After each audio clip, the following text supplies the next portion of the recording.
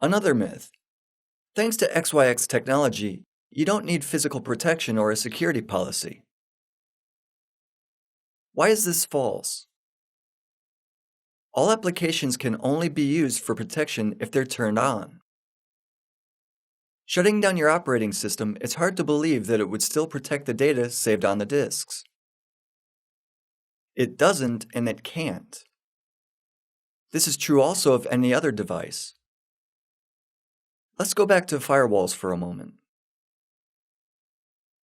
Even if you paid $5,000 for a mid-range firewall, it won't defend your system against locally driven attacks, which, for example, may be launched from the computer standing next to your own.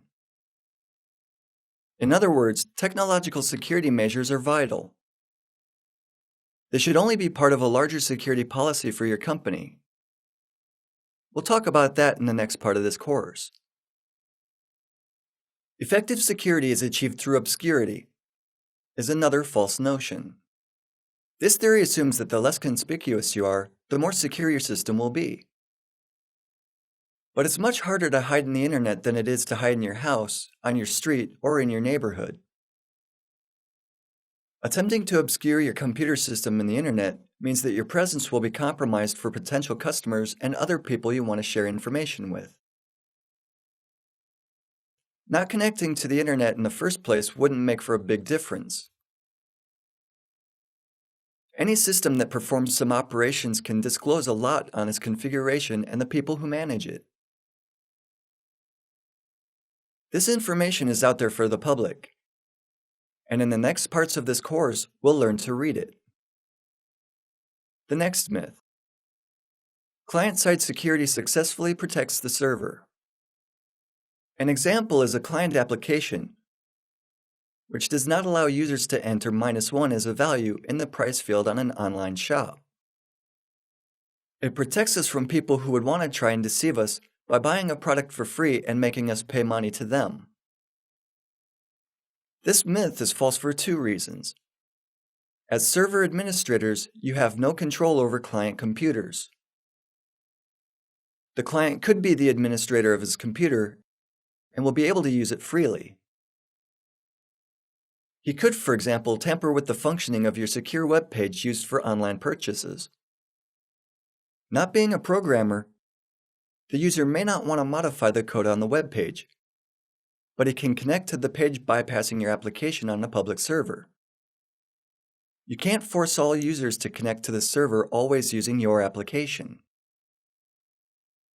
If there's communication, users can always set it without having to use an X program if they know how to do it.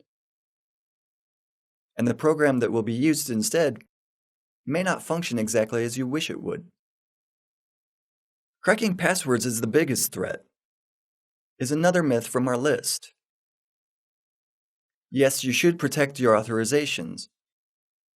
It's not true, however, that if an unauthorized person gains access to your authorizations, he or she may hijack your identity in a computer system.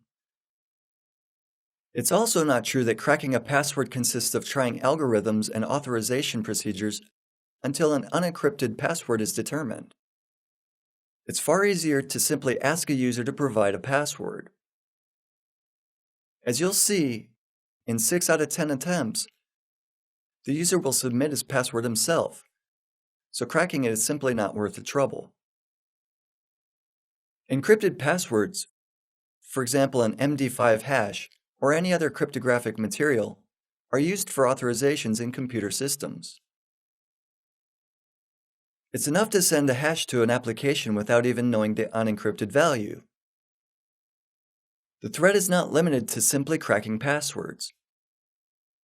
As far as computer systems users are concerned, a variant of the myth tells them not to save any passwords. They have to be memorized. A secure password set up by administrators could, for example, be a string of 18 pseudo-randomly generated characters.